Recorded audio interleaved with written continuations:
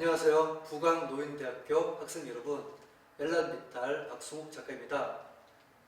여러분들과 함께 스마트폰으로 인물사진 잘 촬영하는 방법에 대해서 같이 알아보도록 하겠습니다. 자, 일단 여러분들이 촬영하실 때 먼저 여러분들의 스마트폰에 대해서 어느 정도 알고 계셔야 됩니다. 내가 가진 기계를 어느 정도는 아셔야지 사진을 찍으실 때 제대로 활용할 수가 있을 겁니다. 일단 그래서 여러분들 스마트폰 촬영하기 전에 먼저 설정을 하면 좋을 부분, 이 부분에 대해서 알려드리도록 하겠습니다. 자, 일단 뭔지 아세요? 여러분들의 스마트폰은 렌즈가 작죠. 작다 보니까 얼룩이 생기면 화질이 엄청나게 많이 떨어지게 됩니다.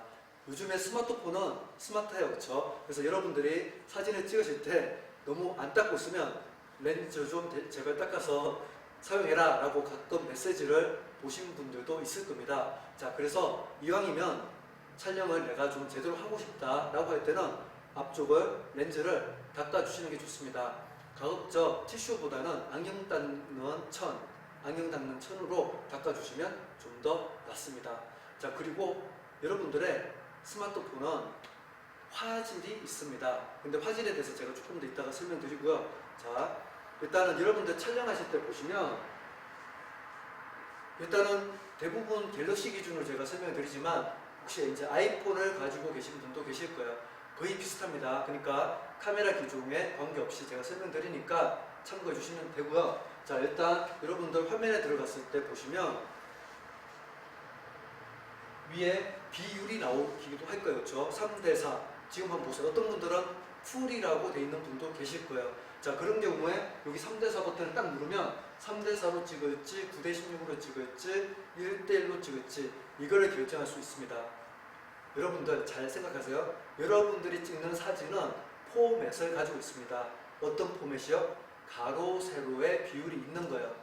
대부분의 여러분들은 그냥 앞에 예쁜 게 있다 그러면 찰칵 사진 찍죠.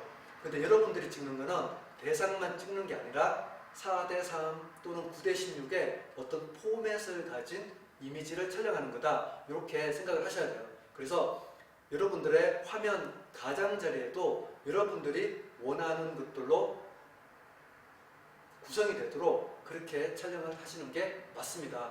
자, 뭐라고요? 내가 찍는 대상만 찍는 게 아니라 사각형을 찍는다. 그러면 나는 사각형을 책임을 져야 되는 거예요. 내가 찍는 이 사각형이 원치 않은 요소들이 들어오면 과감하게 빼주셔야 된다는 거죠. 어떻게 빼느냐? 자, 여러분들 촬영할 때 내가 이렇게 촬영을 해요. 근데 봤더니 오른쪽에 뭔가 내가 원하지 않는 그런 게 있는 거예요. 예를 들어서 뭐 쓰레기통 있는 거예요. 그럼 어떻게 찍으면 될까요? 살짝 비틀어서 찍으면 오른쪽에 있는 쓰레기통 없이 찍을 수 있겠죠. 근데 이게 틀었더니 왼쪽에도 쓰레기통이 있는 거야. 그럼 어떻게 하면 될까요?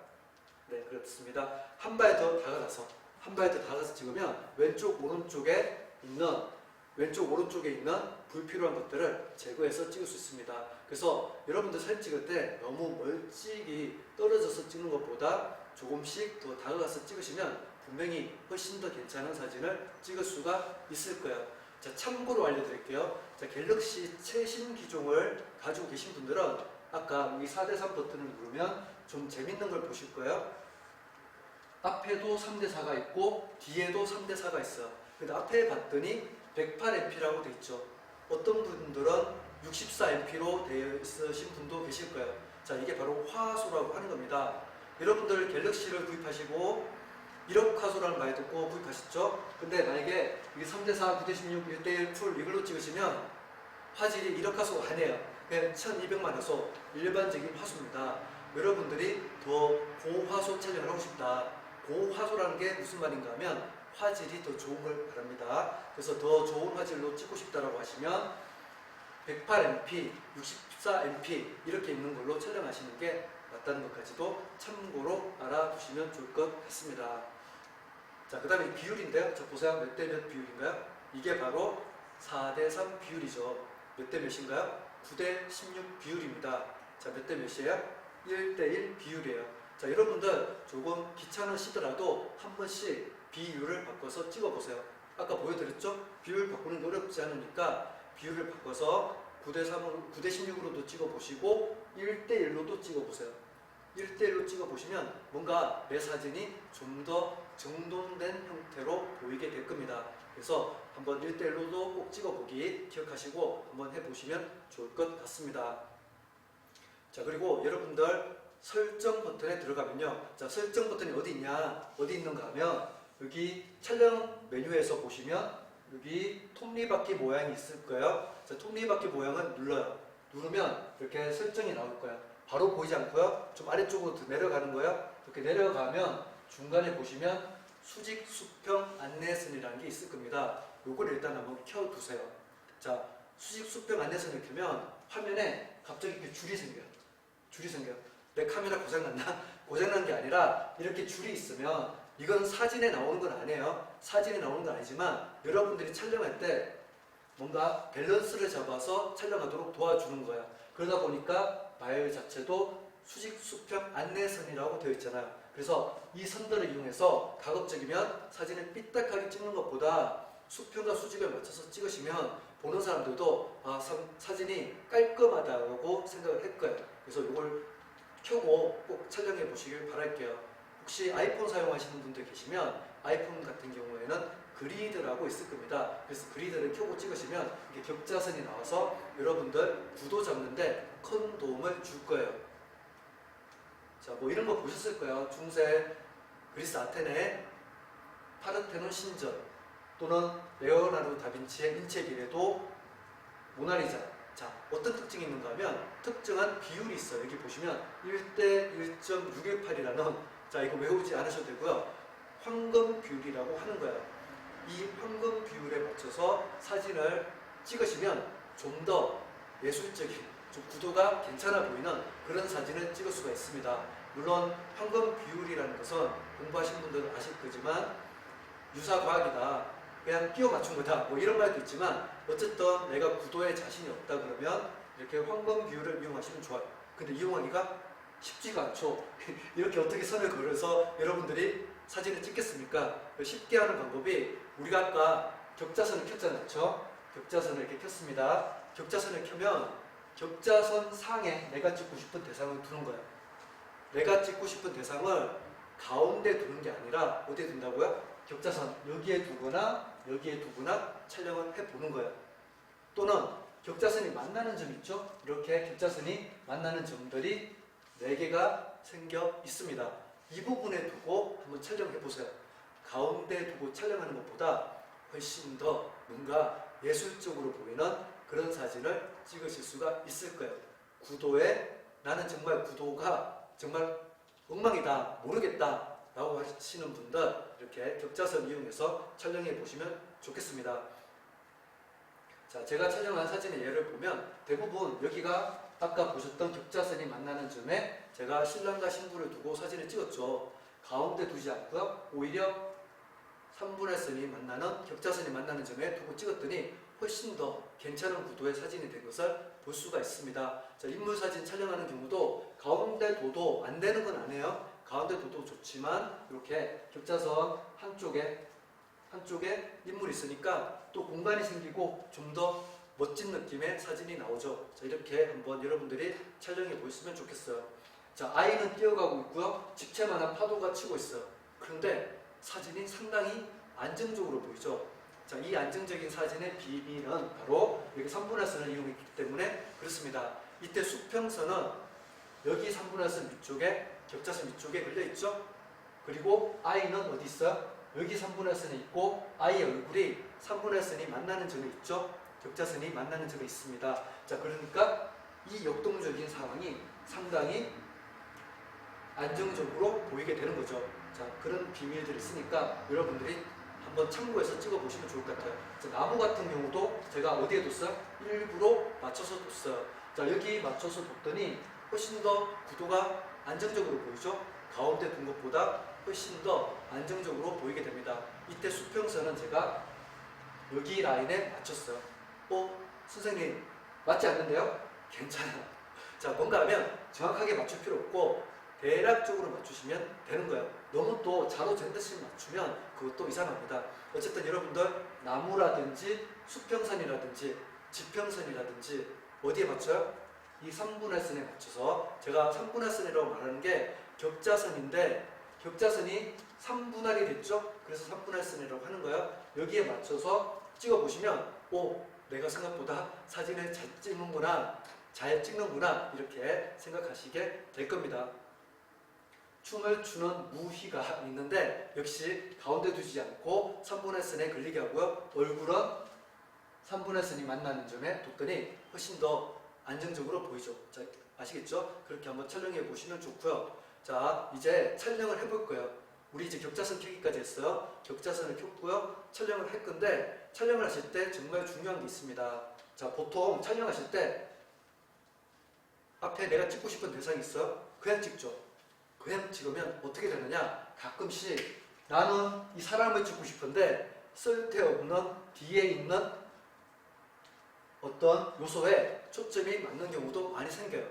그럼 어떻게 하지? 이런 경우에 여러분들 사진 찍을 때 그냥 찍지 마시고요. 항상 터치를 해서 초점을 맞춰서 찍어보세요. 그러면 사진을 훨씬 더 내가 원하는 부분에 초점 맞춘 내가 원하는 부분이 선명한 그런 사진을 여러분들이 찍으실 수가 있습니다. 정말 중요합니다. 여러분들의 스마트폰을 믿지 않아야지 사진을 잘 찍게 됩니다. 여러분들의 스마트폰은 항상 스마트하진 않아요. 자, 우리가 어떤 부분에서 알 수 있는가 하면 자, 이런 부분에서 알 수가 있어요. 자, 여러분들이 이제 우리가 하나 해볼 게 있는데 여러분들의 카메라는 자, 보세요. 이게 가장 밝은 흰색, 이거는 가장 어두운 검은색. 여러분들의 카메라는 여기를 기준으로 만들어졌습니다.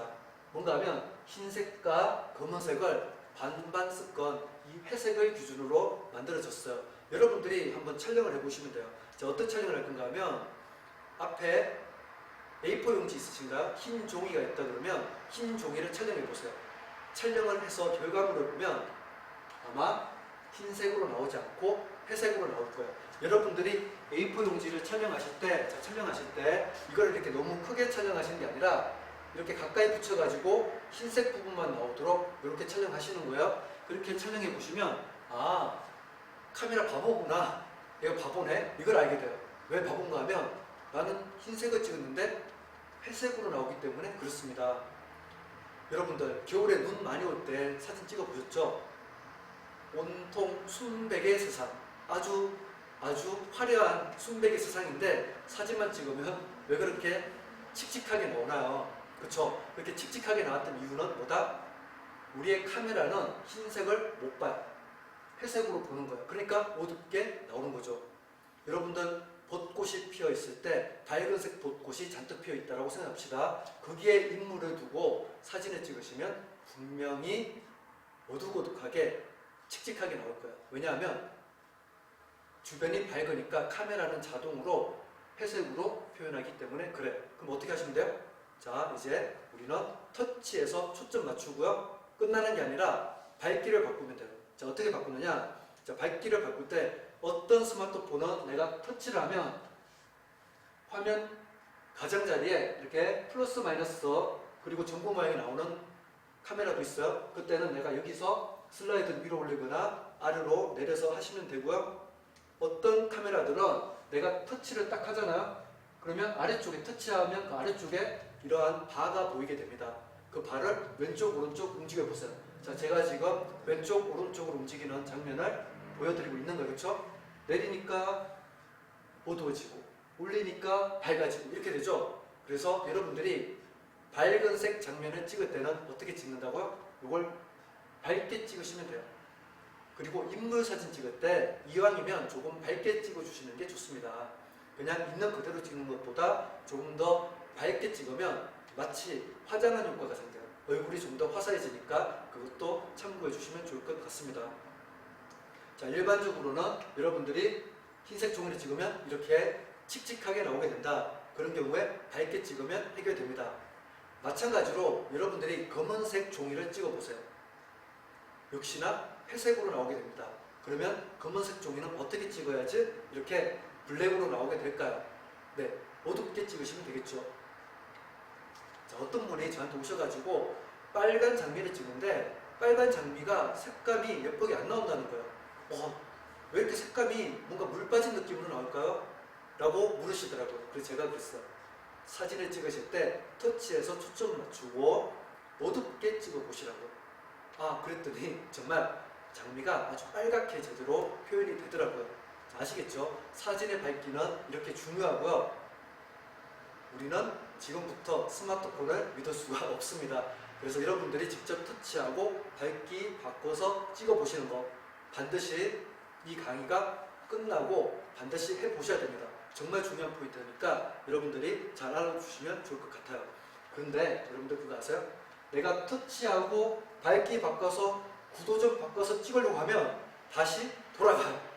나 좀 찍으려고 하는데 자꾸 돌아가. 그때는 어떻게 하시면 되는가 하면 터치를 해서 좀 길게 눌러주세요. 길게 누르면 여기가 노란색으로 바뀌게 될 거예요. 노란색으로 바뀌면 고정이 돼요. 여러분들이 움직이지 않으면 그대로 고정이 되어 있습니다. 그래서 이렇게 하신 상태에서 침착하게 밝기 올려서 찍으시면 돼요. 어떤 분들의 카메라는 여기 자물쇠 모양이 있을 거예요. 그러면 자물쇠 모양 한번 눌러주면 노란색으로 보이게 되고요. 노란색으로 보이면 이제 고정이 된 거구나. 그러면 여유 있게 촬영하셔도 됩니다. 아시겠죠?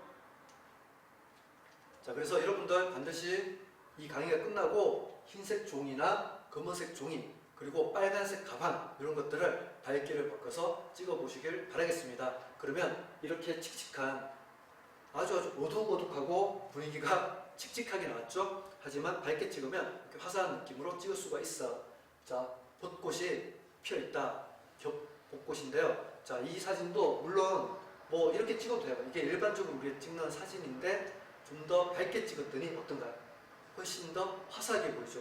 자, 이 사진과 이 사진의 차이는 뭐다? 밝기 차이입니다. 밝기만 바꿔서 찍으시면 얼마든지 더 화려하게 여러분들이 찍을 수가 있습니다. 자, 아침에 제가 눈 뜨자마자 찍어서 표정은 안 좋지만 제가 이제 비포 애프터를 보여드리려면 이때는 찡그리고 찍고 이때는 스마일하고 찍어야 되는데 그러지 못했지만 잘 보세요. 여러분들이 창이 있잖아요. 창에서 셀카를 찍어보세요. 창을 등지고 셀카를 찍어보세요. 어떻게 나올까요? 네, 어둑어둑하게 나올 겁니다. 자, 그때 못 찍겠다 이게 아니라 어떻게 해야 돼요? 어두워서 못 찍겠네 이게 아니라 어떻게 해요? 터치해서 초점 맞추고 밝게 찍으면 밝게 나오는 거예요. 자, 여러분들 이거 모르는 사람 되게 많아요. 여러분들 손자나 손녀들 모를 거예요. 그러면 알려주세요. 어떻게? 터치해서 초점 맞추고 밝게 찍으면 되지 어둡게 나오는 거 문제가 안 된다 라고 알려주시면 좋아할 겁니다. 아시겠죠? 자, 이 용어는 모르셔도 됩니다. 이제 사진 용어 중에 아웃포커스하고 펜포커스 이런 말을 하는데요. 자, 뭔가 하면 내가 앞에 초점을 맞췄을 때 뒤까지 선명하면 이것을 펜포커스라고 하고요. 앞에 초점 맞췄는데 뒤가 이렇게 흐려져요. 이거를 아웃포커스라고 합니다. 여러분들 어떤 카메라에는 분명히 기능이 있을 거예요. 그렇죠? 아웃포커스라는 이 기능이 있을 거예요. 아웃포커스는 배경을 흐리게 하는 거, 펜포커스는 배경을 선명하게 하는 거. 여러분들이 일반적으로 사진을 찍을 때 예를 들어서 여행을 갔다 봅시다. 여행을 갔는데 파리에 갔어. 에펠탑 있어. 근데 내가 사람을 초점 맞춰가지고 사람은 또렷하게 나오고 에펠탑을 흐릿하게 아웃포커스해서 찍으면 어떻게 되겠어? 별로 좋지 않겠죠. 왜요? 어디 갔다 왔는지도 모르는 그런 사진이 될 수 있다는 거예요. 그래서 대부분의 경우는 이렇게 펜포커스로 찍어주시는 게 좋고요. 근데 인물 사진 같은 경우는 이렇게 아웃포커스로 찍어주시면 뒤에 있는 배경하고 내가 찍는 인물이 좀 더 구별이 돼서 좀 더 집중력 있는 그런 사진을 찍을 수가 있습니다. 자, 그래서 그런 부분을 참고해 주시면 되는데요. 어떤 카메라 기종에는 이렇게 아웃포커스가 있는 분도 있고요. 어떤 분들은 없을 거예요. 없다고 당황하지 마시고요. 없다고 당황하지 마시고, 자, 스마트폰 이렇게 넘겨보면 더보기라고 보일 거예요. 그쵸? 보이죠? 더보기. 여기 아웃포커스가 있는 분들은 아웃포커스 사용하시면 되고요. 이렇게 넘겨봐요. 그러면 더보기가 있을 거예요. 더보기에 들어가면 인물 사진이라는 게 있을 겁니다. 그래서 인물 사진을 사용해 보시는 거예요. 근데 저는 인물 사진을, 이 기능을 인물 사진 찍을 때만 사용하지 않습니다. 언제 사용하느냐? 꽃 사진 찍을 때도 사용하고요. 음식 사진 찍을 때도 사용합니다. 이 인물 사진이 바로 아웃포커스가 되는 기능을 가진 바로 그 기능입니다. 근데 어떤 분들은 인물 사진이 또 없는 분들 계시더라고요. 그런 분들은 라이브 포커스라는 기능이 있어요. 같은 말이에요. 라이브 포커스, 인물 사진, 아웃포커스 이걸 사용하시면 꽃 사진을 찍더라도 마치 DSLR로 찍은 것처럼 그렇게 찍을 수가 있어요. 앞에 꽃에 초점 맞췄더니 뒤가 흐릿하게 보이죠? 아웃포커스를 해서 찍을 수가 있습니다. 자, 아웃포커스에서 찍게 되면 자, 이 사진과 이 사진의 차이가 있죠? 이게 펜 포커스예요. 앞에 있는 사슴도 선명하고 뒤에 있는 크리스마스 트리도 선명하게 나왔네요. 근데 방금 인물 사진 모드로 촬영했더니 어때요? 앞쪽은 선명하게 나왔는데 뒤는 흐릿하게 나왔죠. 근데 분위기가 괜찮죠. 맞아요. 이러한 R 전구들 있죠. 이런 전구들이 오히려 아웃포커스가 되면 이렇게 반짝반짝하는 느낌으로 나오게 됩니다. 그래서 여러분들 사진 찍으실 때 인물 사진 모드를 인물 사진만 쓰는 게 아니라 음식 사진, 꽃 사진에 활용을 꼭 해보시기를 바라겠습니다. 그렇죠? 앞에 초점 맞추면 뒤가 이렇게 아웃포커스에 돼서 훨씬 더 멋진 인물 사진을 찍으실 수가 있을 겁니다. 자, 그래서 오늘은 이제 간단하게 여러분들 카메라의 기초적인 기능, 그렇죠? 설정, 자, 어떤 설정 우리가 배웠나요? 내가 사진을 찍을 때 비율이라는 게 있구나. 그래서 내가 1대1로 찍을지 9대16으로 찍을지 결정할 수 있구나. 이걸 아셨고요. 격자선을 켜서 구도 맞출 때 격자선을 기준으로 구도를 맞추는 법을 배웠습니다. 그리고 정말 중요한, 너무너무 중요한 게 뭐라고요? 사진을 찍을 때 그냥 찍는 게 아니라 터치해서 초점 맞추고 그리고 밝기 조절까지 해서 찍는다. 이거 알려드렸고요. 여러분들 카메라에 만약에 인물 사진 기능이 있다 그러면 반드시 활용해 보시기를 바라겠습니다. 자, 우리 다음 시간에는 좀 더 구체적으로 인물 사진 촬영하는 법에 대해서 알아보도록 하겠습니다.